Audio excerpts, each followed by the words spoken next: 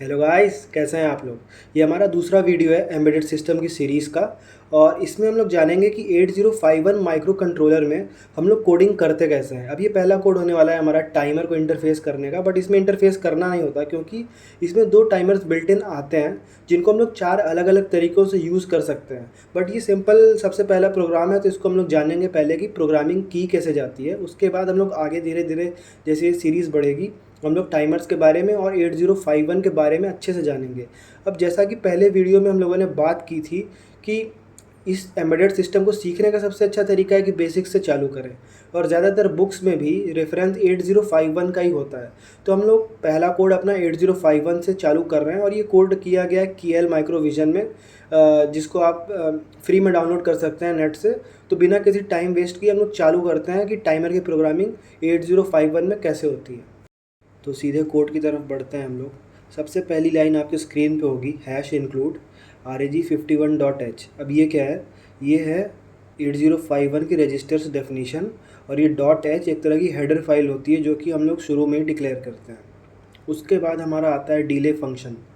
अब इस delay function में कोई आउटपुट एज सच रहने वाला है नहीं, तो इसको हम लोग वॉइड करते हैं। वॉइड हम लोग लिखने का मतलब ये है कि इस फंक्शन का कोई एज सच आउटपुट नहीं आने वाला है जो कि एक रिटर्न करता है, जैसे कि इंटीजर रिटर्न करेगा या समथिंग कोई कैरेक्टर रिटर्न करेगा, बट इसमें कुछ रिटर्न नहीं करने वाला हमें।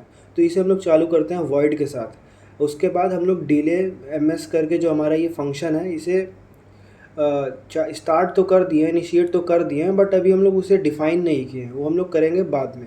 सबसे पहले आते हैं वॉइड मेन के ऊपर। वॉइड मेन किसी भी फंक्शन में होना ही चाहिए, मतलब इंट मेन भी हो सकता है, बट यूजुअली हम लोग ऐसे में वॉइड मेन यूज़ करते हैं। ये किसी भी प्रोग्रामिंग में जब आप कोई कोड लिखते हो, खासकर C और C++ में, तो मेन फंक्शन होना ही चाहिए, कंपलसरी है। अब उसके अंदर आते हैं, तो एक वाइल लूप चलाया हम लोगों ने जिसके अंदर डाला 1। अब 1 तो हमेशा 1 ही रहने वाला है जब तक वहाँ पे है, तो ये एक तरह से लूप में चलता रहेगा, ये जो भी अंदर इसके हम लोग लिखेंगे। अब उस कोड के अंदर हम लोग जब वाइल के आगे बढ़ते हैं, वाइल लूप के अंदर देखते हैं तो क्या लिखा है, P1 is equal to 0xff। इसका क्या मतलब है? ये एक हेक्स वैल्यू है 0xff, जो कि हम लोग अपॉइंट कर रहे हैं P1 को। अब इससे होगा क्या कि turn on all LEDs connected two port 1। अब जैसा कि हम लोग जानते हैं 4 पोर्ट्स होते हैं मेनली, बट पोर्ट 1 पे हम लोगों ने कनेक्ट किए LEDs, तो जितनी भी LED पोर्ट 1 पे कनेक्ट होगी वो ऑन हो जाएगी, ऑन स्टेट हो जाएगी। FF का मतलब ही होता है हाई, 11111 ऐसे। उसके बाद हम लोग डिले इंट्रोड्यूस करते हैं 500 मिली सेकेंड का। उसके बाद फिर से हम लोग इस LED को ऑफ़ करेंगे। उसके लिए क्या हेक्स कोड डालेंगे हम लोग, 0x00। 00 मीन्स कि एक्टिव लो है हर चीज़, कि मतलब लो पे है, तो 0 है, तो इसका मतलब क्या है कि LED बंद है हमारी। उसके बाद हम लोग फिर डिले इंट्रोड्यूस करेंगे 500 मिली सेकेंड्स का। अब ये लूप में चलता जाएगा, लाइट चालू होगी, फिर रुकेगी, फिर बंद होगी, फिर रुकेगी, और बीच बीच में जो डिलेज आते जाएंगे 500 मिली सेकेंड्स के होंगे। अब उसके बाद जो हम लोगों ने ऊपर फंक्शन डिफ़ाइन करना हम लोग छोड़ दिए थे, और बाद अब हम लोगों ने प्रॉमिस किया था वहाँ पे वॉइड डिले मिल ms करके, जो हम लोगों ने इनिशिएट तो किया है, तो वो एक तरह का प्रॉमिस है कंपाइलर से कि अभी हम इसको बाद में डिफ़ाइन करेंगे, ज़रूर करेंगे। तो उसके लिए हम लोग वापस आते हैं, देखते हैं void delay ms unsigned int जा रहा है इसमें, ms नाम का अनसाइंड इंट। हम टाइप बता रहे हैं कि ms है किस टाइप का।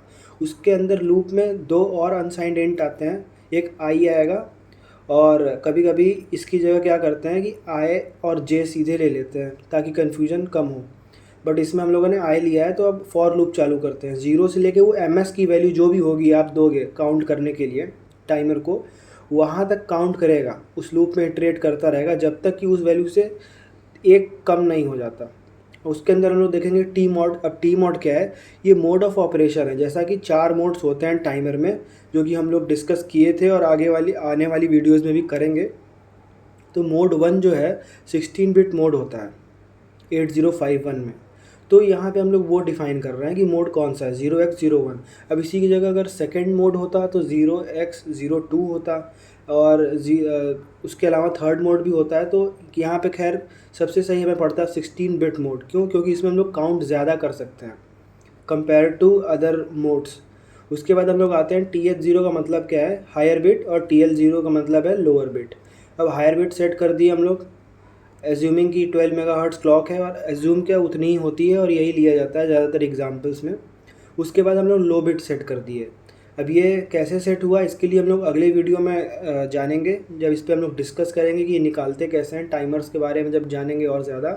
बट फ़िलहाल के लिए ये 2 वैल्यूज़ हैं, आपको याद रखनी है। एज्यूम करिए कि आपको 1 मिली सेकेंड का डिले चाहिए। आप इसे छेड़खानी कर सकते हो, आप इस कोड के साथ आप जितना ज़्यादा इसको एक्सप्लोर करोगे उतना आपको पता चलेगा। बट फ़िलहाल के लिए 1 मिली सेकेंड का अगर डिले चाहिए अपन लोगों को, तो 0xFC और 0x66। उसके बाद TR01, ये क्या है, टाइमर को स्टार्ट कर रहे हैं हम। अब उसके बाद जब तक टाइमर ओवरफ्लो नहीं हो रहा, मतलब कि उस काउंट तक नहीं पहुंच रहा जहाँ पे कि वो ओवरफ्लो हो जाता है। अब इस केस में क्या होता है, ओवरफ्लो 65535 समथिंग ऐसी कोई वैल्यू रहती है जिस पे काउंट करते करते पहुँचता है, उसके बाद ओवरफ्लो हो जाता है। अब जब तक तो ओवरफ्लो नहीं हो रहा है तब तक ही काउंटर काउंट करेगा। उसके बाद जैसे ही ओवरफ्लो हुआ, टाइमर रुका। उसके बाद जब ओवरफ्लो जैसे ही होता है, हम लोग एक फ्लैग सेट करते हैं। ओवरफ्लो हुआ, फ्लैग हाई हो जाएगा, फ्लैग 1 हो जाएगा। अब चीज़ों को वापस रिस्टार्ट करने के लिए हमें टाइमर को स्टॉप करना पड़ेगा, और जो फ्लैग है जो कि 1 पे है उसे वापस से 0 पे सेट करना पड़ेगा। और इसी तरह ये लूप में चलता जाएगा। और इसी तरह हम लोग का ये पहला प्रोग्राम था टाइमर का। आई होप कि आप लोगों को थोड़ा बहुत तो आइडिया लगा होगा। अब टाइमर के ऑपरेशंस के बारे में हम लोग अगले वीडियो में जानेंगे। बट ये थी कोडिंग कि टाइमर के साथ कोडिंग कैसे करते हैं। ये हमारा पहला कोड भी था, तो आप सबको कॉन्ग्रेचुलेशंस, आप लोगों ने कुछ सीखा होगा। और आप इस कोड में अपना कुछ एक्सपेरिमेंट करने के लिए ज़रा भी हेजिटेट ना करें। Creativity is always invited. और मिलते हैं अगले वीडियो में। Thank you so much for watching.